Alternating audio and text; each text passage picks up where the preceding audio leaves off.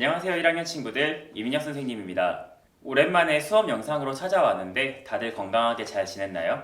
이제 여러분들이 등교 개학을 하는 날이 딱 일주일 남았는데 2, 3학년 선배들이 탈 없이 학교 생활을 해서 여러분도 아무 일 없이 정상적으로 등교할 수 있었으면 좋겠습니다. 이제 등교하면 지필평가도 일주일 앞으로 다가오고 지필평가가 끝나면 수행평가들이 많이 이루어질 텐데 여러분 집에서 독서기록 제출하는 수행평가 잘 하고 있죠? 6월 3일까지 책은 1권 이상, 독서기록은 12개 이상 제출해야 하는 거 기억하실 거라 믿습니다. 지필평가도 얼마 남지 않았는데 여러분 선배들도 시험기간 임박해서 EBS 올림포스 문제집 벼락치기 하면서 양 많다고 앓는 소리하는 친구들이 많았는데 여러분은 미리미리 준비하기 바랍니다.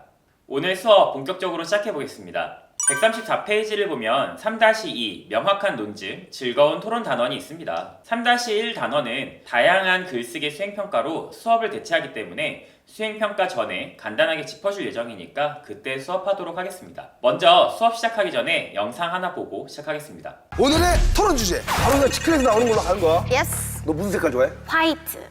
화이트 한번 보자. 레고 할까요? 오케이. 오! 뭐라 써있어요? 동물의 왕은 사자 vs 호랑이. 와, 이거는 굉장히 예민한 거야. 자, 하나, 둘, 셋. 사자. 호랑이다. 아, 딱 보면은 그런 것도 있잖아요. 애니메이션도 있어요. 라이언 킹. 라이언 킹. 라이언 킹. 무슨 소리예요? 사자가 왕이라고요. 동물의 왕은 누구다? 라이언 킹이다. 뭐 더 말할 거 있나요? 너 그거는 왜 그냥 그거에 대해서 살짝 일단 뭐 아, 봐봐요. 벌써 제가 우세하죠? 호랑이가 피지컬이라고 그러지. 그쵸? 크기나 힘, 파워 굉장히 우세. 아빠 힘을 위에서 짓누르고 목 뒤를 물을 수 있는 게 호랑이야. 일리는 있어요. 사실 몸집이 또 크기도 하지만 사자가 호랑이에 비해서 조금 저는 좀 더 브레인이라고 생각을 해요. 왜냐면 왕이 되려면 통치 능력이 있어야 하죠. 사자는 무리를 지어서 생활하고 그 무리를 잘 이루기 때문에 왕의 자리에 조금 더 걸맞는다라고 말씀드리고 싶은 거예요. 이거는 진짜 팩트 체크 한번 해보자. 팩트 체크 왜냐면 해볼까요? 내가 유튜브에서 많이 봤어요. 호랑이랑 사자랑 싸우는 거 많이 봤어요. 팩트 체크! 고고! 제발! 진짜 이거 진짜 싸우면 되니까. 여보세요? 예, 여보세요. 안녕하세요. 저 누구세요? 예, 여기 저는 지금 김해 부경동물원에 근무하고 있는 전영욱 과장이라고 합니다. 안녕하세요. 안녕하세요. 예, 안녕하십니까. 호랑이랑 사자랑 혹시 만약에 싸운다고 하면 누가 이길 것 같아요? 솔직하게 선생님의 정말 솔직한 얘기. 보통 이제 체급이 크면 아무래도 싸움이 약간 유리하긴 하죠. 그래서 아마 호랑이가 약간 더 근데 싸움이 더 선생님, 강하지 않을까. 선생님. 잠깐. 이게 선생님, 동물의 왕이라는 것은 무조건 힘만 세다고 가능한 게 아니지 않을까 싶어서요. 예. 그쵸. 동물의 왕에 더 어울리는 거는 사자일까요? 호랑이일까요? 사자죠, 선생님. 오마이걸 좋아하세요? 폴대 좋아하세요? 일단 제 개인적인 의견은 이제 아마 사자가 조금 더 세지 않을까라는 생각을 하긴 하는데 사랑이 이게 유쾌. 와, 이거 너무 개인적인 거 아닙니까, 어쩌다 보면은 일단 호랑이랑 사자랑 사는 위치가 다르기 때문에 사자는 초원의 왕이고 호랑이는 정글의 왕이라고 보시면 돼요. 감사합니다, 선생님. 예, 감사합니다. 알겠습니다. 여러분의 내피셜은 어떻습니까? 호랑이 아니겠습니까? 사자죠. 이야, 하나도 안 지네. 대단하네. 이거 장난 아니네. 자, 다음. 이거 아까 제가 좋아하는 색깔을 뽑다 말하셔가지고 좋은 결과를 내기 위해서 제가 좋아하는 오케이. 컬러로. 탕수육은 부먹이다, 찍먹이다. 어허. 사실 아직도 사람들이 이거 갖고 논란이 많거든. 저희 멤버들 사이에서도 핫하거든요. 그래요? 갈려요. 갈려 이것도 눈으로? 갈려요. 사실 나 같은 경우는 부먹 찍는 거. 난 부먹이거든 사실. 저는 제가 배달 음식으로밖에 안 먹어봐서 그런가요? 저는 다 찍먹이 맛있더라고요. 아니 그게 아니고 탕수육은 이제 부어 먹는 맛이거든 사실. 소스 맛이잖아. 탕수육만 어떤 특유의 맛이거든. 이거를 왜 찍어 먹고 막 뭐 해 먹고 이게 더 귀찮지 않을까? 아니죠. 하나를 먹더라도 최고의 맛을 먹겠다. 찍먹을 해주는 게 식감. 소스에 찍어 먹을 때 그 바삭함과 소스의 상큼함을 같이 느낄 수 있다. 내가 식감과 맛을 둘 다 살린 아주 획기적인 방법이라 할 수 있다. 이거는 지인 찬스 한번 가자. 지인 찬스요? 좋아요. 종민아. 형이 바쁘세요? 아니, 이제 일어났어. 지금 일어났다고요? 형. 오마이걸 유아입니다.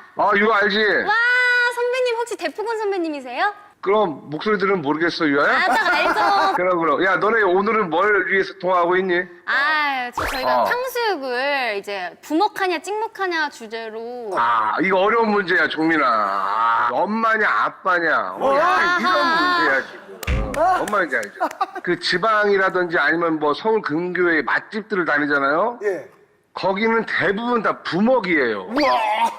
일단 기본적으로 튀김옷이 조금 달라. 그래서 이 사람들은 일단 소스를 때려 박아. 먼저 고기에다가. 그래도 먹으면 굉장히 좀 이렇게 촉촉하지만 바삭함을 느낄 수가 있거든요. 근데 배달돼서 오는 거는 부먹을 하면은 튀김옷이 다 눌어. 그래서 찍먹을 하게끔 소스 따로 고기 따로 나오는 거야. 그래서 너는 뭐야? 부먹이야 찍먹이야? 넌 뭐야? 난 부먹이죠. 저는 찍먹이요. 아, 유아 찍먹, 리스펙트, 느낌이, 맞아. 맞기는. 요즘 어린 친구들은 퐁듀 이런 거 좋아해, 이제. 맞아요. 알아? 무조건 딱 퐁듀. 원재료 갖다가 툭 한번 찍어 먹는 요런 스타일을 좋아하는 친구들이 굉장히 많단 말이야. 감사합니다. 예, 감사합니다, 예. 그래, 더위 조심하고. 밥 살게요, 예. 밥 살게요, 그래, 예. 그래. 야, 이게 쉽게 좁혀지지가 않네. 근데 재밌네요. 너 생각보다 오목좀 말 잘한다. 자, 빠른 년생 대접해준다 안 해준다. 헐. 이거 예민한 문제잖아. 진짜 애매해. 니네는 없잖아. 저희 팀에 있어요 사실. 빠른 년생이. 아, 대박. 근데 걔가 회사에 정리해주고 저희 친구거든요. 처음에는 그래서 유아 언니라고 불렀었어요. 너한테 언니라고? 걔가. 근데 지금은? 유아야라고 부르죠. 기분 이상했는데? 처음에 살짝 이상했죠. 근데 그런 멤버가 저한테 있어가지고 그럼 너는 해준다, 안 해준다? 전 해준다. 그래서 해준다. 그래서 해준다? 처음에는 오잉? 이랬는데 어. 하다 보니까 이 친구가 먼저 사회생활을 나와서 했고 그리고 인정해줘야 된다고 생각해서 오케이. 오케이? 우리 쿨하게 친구. 그럼 너는 인정해준다. 그러니까 내 개인적인 그냥 생각은 이거는 이제 법적으로도 인정을 안 해주기로 했거든. 아이고 이렇게 법정 싸움까지 가나요? 이러면 저는 이거는 1월생도 그냥 그 년도에 가. 9년도. 그 해에 그래. 잘하네. 아유. 그 해에 해에. 다 들어가야 되는 거야. 그쵸. 근데 그전에는 다 그렇게 안 가가지고 되게 예민하거든. 범수 있지, 김범수. 나랑 친구야. 근데 빠른이야. 근데 걔랑 친구가 나얼 형님 아니지? 나얼 선배님이 내 중학교 선배님이야. 한 살 선배님이야. 신화의 김동환이가 김범수한테 형이라고 그래. 빠른이어가지고. 그래서 이게 너무 이렇게 꼬인 거야. 이걸 하나로 통합할 수 있는 이게 필요하다라는 거지. 딱 기다려봐. 받을지 안 받을지 모르겠어. 정민아. 형! 형, 전화 통화 잠깐 돼요? 왜 일부러 말을 더듬는 거야? 삼촌! 누구야? 유아야! 유아랑 같이 하는 거야? 형이요. 여기 유아가 있습니다. 제가 지금 빠른 년생이라고 들었는데 혹시 선배님은 이거 빠른 년생 대접해준다 안 해준다에 어떻게 생각하세요? 나는 빠른 생인데 그냥 빠른 걸로 안 해. 그 74년 형들한테 형이라고 하죠, 오히려. 형, 제동이 형하고 좀 애매하지 않나요? 제동이 형은 74년생인데 빠른 74라 그러더라고. 그러니까 73이랑 학교를 나왔다. 그러니까 다들 다 양아치야. 나 다 늙어가지고 빠르고 느리고가 어째야. 서장훈 형이 나보다 형이 맞지 친구가 맞냐? 병만이 형은 7호 6월. 7호 6월. 그럼 형이 형인데 친구로 그냥 하는 거예요? 친구지. 아니 75년 같은 75년생이니까 그냥 친구 한 거지 그냥. 근데 이제 나는 좀 애매한 게 그러니까 76년 1월생들이지. 그러니까 그 7호랑 학교 나온 친구들. 그쵸. 그 친구들이 이제 안정환 선수부터 해가지고 많이 있는데 그 친구들이랑 친구하기엔 조금 애매하긴 하지. 근데 이제 또 중요한 건 그들은 병만이랑 또 친구야. 그러니까 개판이야 이씨 그냥. 그러니까 형은 결국에는 대접을 안 해준다는 거네요? 아니 이제 대접 받으려고 하면 하는데 너무 주접사면 나도 그때는 빠른 걸로 가지. 나도 빠르이다 이렇게? 형 그러면 전화한 김에 몇 개만 더 물어볼게요 형님. 뭐가 있어? 카레맛 똥하고요. 똥맛 카레 중에 뭘 먹겠어요? 야, 똥맛 카레를 먹지. 똥맛 카레. 원래 똥에 카레 맛이 나는 걸 왜 먹냐? 씨, 그똥 먹는 거 아니야. 야, 이렇게 유튜브 하면 잘 안 돼. 유튜브는 자극적이어야 돼. 직접 먹어야 돼. 직접 먹어야 돼, 유튜브는. 유튜브는 직접 먹어야 돼. 감사합니다. 화이팅! 안녕하세요. 고마워요 형님. 아는 것이 즐거워진다. 뇌피셜 구독 꾹, 좋아요 꾹, 댓글도 쫙. 재밌게 보셨나요? 김종민 씨가 오마걸의 유아 씨를 모시고 다양한 주제로 토론을 하는 영상이었는데요. 첫 번째 주제였던 사자와 호랑이 중에 누가 더 세냐라는 질문에 동물원 과장님께 전화를 걸어서 팩트 체크하는 장면을 봤었죠. 전문가의 의견을 활용하여 자기의 주장의 신뢰성을 확보하는 모습이었습니다. 그 외에 탕수육, 부먹, 찍먹이나 빠른 연생을 인정해주는 문제 등을 보면 지인에게 의견을 듣거나 자신의 의견을 제시하고 왜냐하면 하면서 근거를 뒷받침하는 모습을 볼 수 있습니다. 토론은 이렇게 자신의 주장을 제시하고 이에 알맞은 근거를 뒷받침하여 타당성과 신뢰성을 확보하면서 상대방과 청중을 설득해 나가는 말하기입니다. 오늘 배울 단원에서는 토론, 그 중에서도 반대 신문식 토론이라고 하는 토론 형식을 통해서 토론의 과정을 공부해 보도록 하겠습니다. 134페이지 밑을 보면 회색 박스로 3-2 단원에서 배울 내용을 순서대로 정리해 두었는데 첫 번째로 우리가 배울 것은 쟁점별로 논증을 구성하고 입론을 작성하는 겁니다. 논증이란 무엇이고 입론이 무엇인지는 다음 페이지에서 배워보도록 할게요. 두 번째는 토론의 절차에 따라 주장과 근거를 갖추고 타당함을 입증하는 활동입니다. 세 번째는 앞에서 준비한 것을 바탕으로 반대 신문식 토론의 절차에 맞춰 실제 토론을 하는 겁니다. 135페이지를 보면 토론을 준비하는 단계에서 해야 할 일을 선생님과 윤서, 선유의 대화를 통해 제시하고 있습니다. 먼저 오른쪽에 토론 용어의 정의가 나와 있는데 읽어보고 시작하겠습니다. 논제는 토론의 주제이고 정책 논제란 어떤 문제를 해결하는 방안이나 구체적인 실행 방안을 다루는 논제라고 합니다. 논증은 자신의 주장이나 판단을 논리적 근거를 들어 뒷받침하고 증명하는 것을 말합니다. 논지는 자신의 하는 말이나 글의 취지를 뜻하고요. 반대 신문이란 상대 측 입론의 논리적인 허점이나 오류, 자료나 논리 전개상의 문제 등을 제기하여 질문을 하는 행위를 말합니다. 여기에 없지만 입론이란 단어의 뜻도 찾아볼까요? 자, 입론이란 자신의 주장을 밝히고 왜 그렇게 주장하는지 순서와 체계를 세우는 행위를 뜻하는 말이라고 합니다. 자, 그럼 중요한 용어의 뜻은 다 알아보았으니 토론의 단계별로 해야 하는 일을 보도록 합시다. 먼저 토론을 준비하는 단계에서 해야 할 일은 논제에 따른 필수 쟁점을 찾고 논증을 구성하여 입론을 작성하는 겁니다. 논제는 투표 연령을 낮추어야 한다 이고 그에 따른 쟁점, 그 중에서도 필수 쟁점이란 무엇인지 논증을 구성하는 요소는 무엇인지 정의와 함께 예시가 잘 나와 있습니다. 쟁점이란 찬성, 반대 측 의견이 서로 대립하는 부분이고 이 중에서도 정책에 관련된 주제로 토론할 때 반드시 언급해야 할 쟁점이 있는데 이를 필수 쟁점이라고 정의합니다. 필수 쟁점은 세 가지, 문제의 심각성, 해결 방안과 그 실행 가능성, 문제 해결 방안의 효과와 이익으로 정리할 수 있습니다. 그럼 이 필수 쟁점별로 논증을 구성해야 하는데 논증을 구성할 때는 주장, 그리고 그 주장을 뒷받침하는 근거, 그리고 뒷받침한 근거가 타당한 이유를 설명하여 구성합니다. 주장, 근거, 근거가 타당한 이유, 이 세 가지가 논증의 구성 요소가 되겠네요. 참고로 우리가 오늘 공부할 정책 논제란 무엇인지, 그리고 논제에는 어떠한 것들이 있는지 짚어보겠습니다. 먼저 정책 논제란 어떤 정책을 두고 이것을 시행할 것인지 말 것인지 혹은 현 상태를 유지할 것인지 변화를 줄 것인지 다루는 논제입니다. 최근 이슈를 들어 설명하자면 긴급재난지원금, 즉 기본소득을 줄 것인지 말 것인지에 대해 토론하는 것은 정책 논제라고 할 수 있겠네요. 그 외의 논제로는 사실 논제와 가치 논제가 있는데 먼저 사실 논제는 어떤 논제가 진실인지 거짓인지를 다루는 논제입니다. 예를 들자면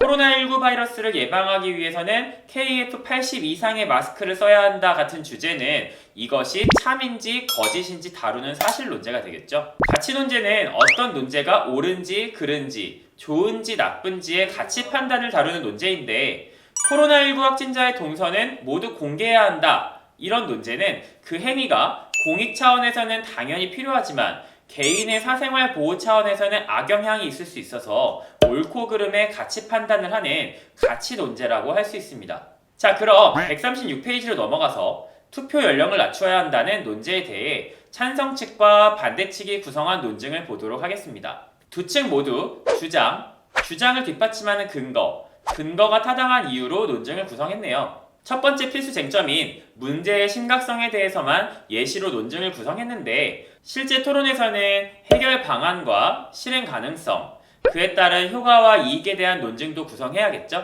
찬성 측 논증부터 보면 나이가 어리다는 이유로 국민의 기본권인 투표를 못하게 하는 것은 인권 침해이므로 매우 심각한 문제이다 라는 주장을 세웠습니다. 이에 대한 근거로는 국가인권위원회라는 인권 쪽으로는 우리나라 최고의 권위를 가진 기관의 발표를 근거로 삼아서 신뢰성을 획득했네요. 그리고 국가인권위원회는 국민의 인권 보호를 위한 국가기관이기 때문에 이 기관에서 발표한 자료는 신뢰성이 있다고 이야기하며 근거가 타당한 이유를 제시합니다. 반대측 논증도 한번 볼까요? 반대측에서는 현재 투표제도에 아무런 문제가 없기 때문에 심각한 문제 같은 건 없다라는 주장을 해야겠죠. 그래서 현재 투표제도는 충분히 민주적이고 합리적인 절차를 따르기 때문에 문제가 없다고 주장했습니다. 이에 대한 근거로는 만 19세 이하 청소년은 혼인이나 재산상 거래를 혼자서 할 수 없는 행위 무능력자라고 규정한 민법을 가져왔습니다. 그리고 이 근거가 타당한 이유로는 행위 무능력자라는 말이 공정하고 객관적인 판단력이 부족하다는 의미이기 때문에 투표에도 적용된다라는 이유를 들었습니다.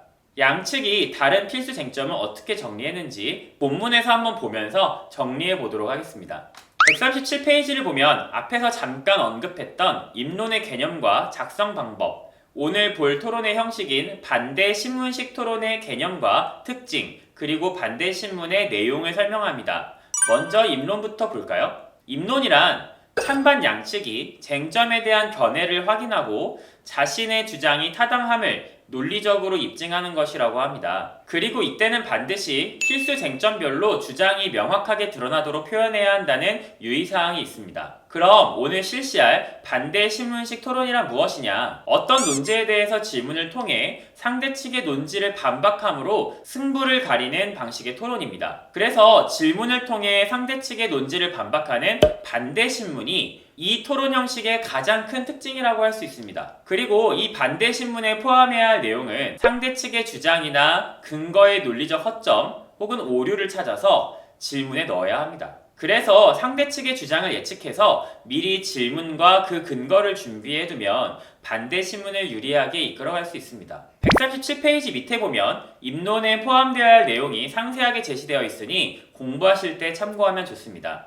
양측에서는 입론을 시작하기 전에 찬성 측과 반대 측이 개념과 용어를 통일하고 합니다. 이 과정이 현행되지 않으면 한참 토론해 놓고서는 결국 각자 다른 말하고 있다는 것을 알게 되어서 힘 빠질 때가 은근 있습니다.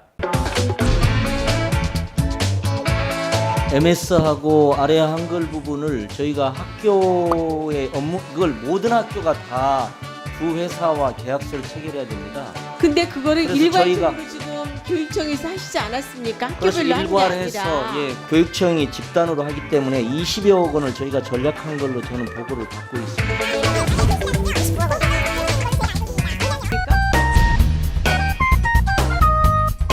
아니요, 이 부분은요 MS하고 한글 워드만 해당되는 겁니다. 글쎄요. 근데 그런 다른 것은 회사가 MS를 하는 돼. 다른 회사가 아니, 있지 않지 무조건 않습니까? 입찰하도록 돼 있죠. MS밖에 없는 프로그램입니다. 이거 한글 워드하고요. 그러니까 그러기 위해서 일부러 거기하고 수의 계약을 하신 거죠. 아니, MS 오피스를 어디서 삽니까? 요 MS 회사 그래서 외에 살 데가 없지 이것은- 않습니까?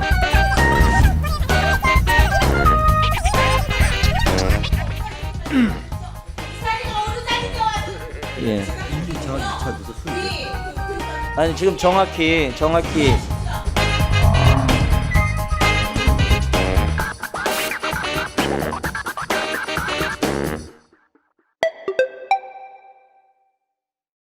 보셨죠? 이렇게 MS 오피스가 뭔지도 모르고 토론에 임하면 큰일 납니다.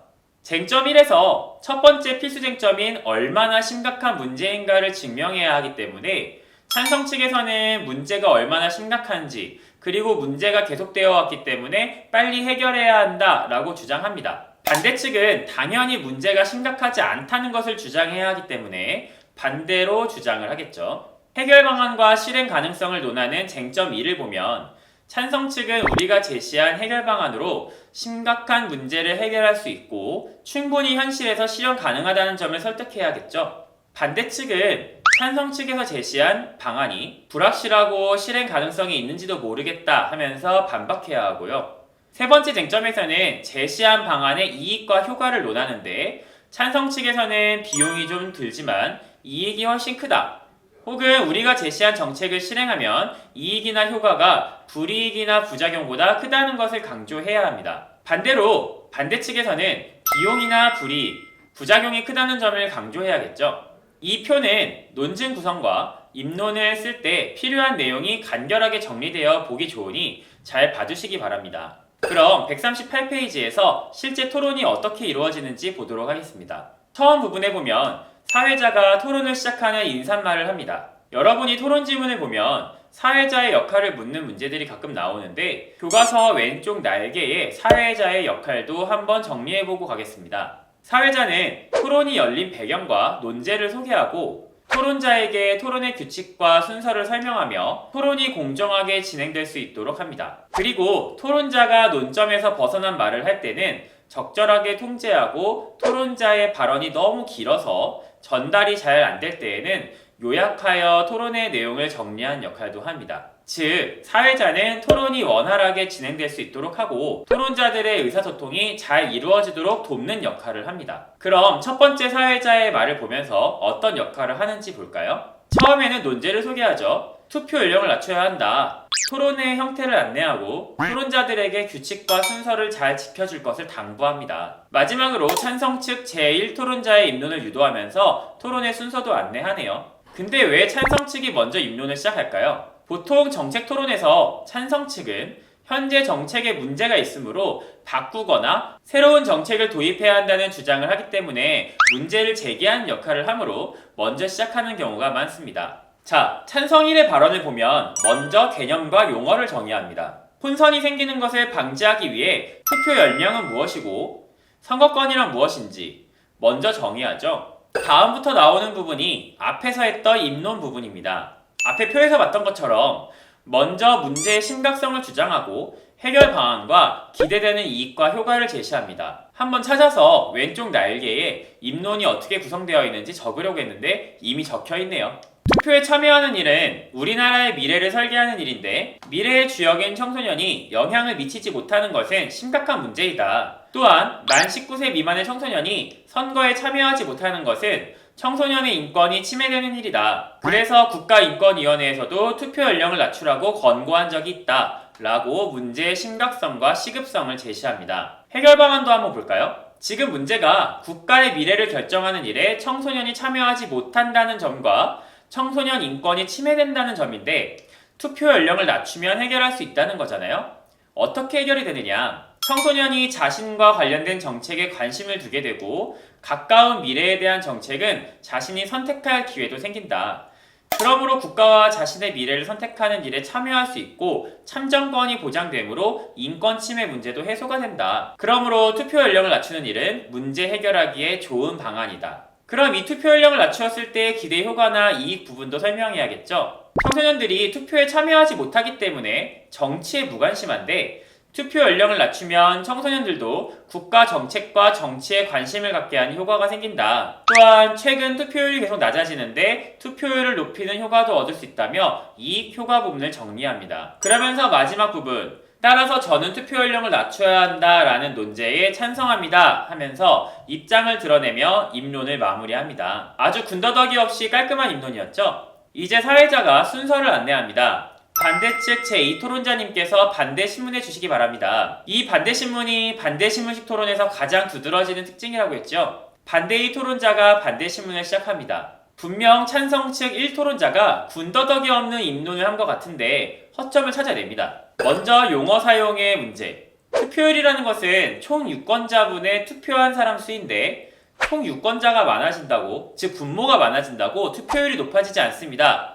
날카로운 지적입니다. 그리고 찬성 1토론자가 용어 사용을 잘못했음을 시인하고 정정하죠. 총 유권자가 많아진다는 의미였습니다. 자신의 잘못을 순순히 시인하는 매너 있는 모습을 보여줍니다. 그리고 이어지는 반대 2토론자의 반대신문. 투표 연령을 제한하는 것이 인권 침해라면 그럼 투표 연령이 만 19세로 낮아지면 만 18세나 17세의 인권은 어떻게 되는 것이냐? 만약 만 18세로 투표 연령이 낮아지면 만 17세와 16세의 인권은 침해되는 것이 아니냐라는 질문을 던집니다. 그러자 찬성 1토론자는 만 19세면 성숙한 판단이 가능한데도 선거권이 제한되기 때문에 청소년 인권이 침해받는다고 얘기한 것이다 라고 대답합니다. 이렇게 반대측 2토론자는 찬성 1토론자의 입론을 듣고 잘못된 용어를 정정해주고 논리상의 허점이라고 생각되는 부분을 지적하여 질의합니다.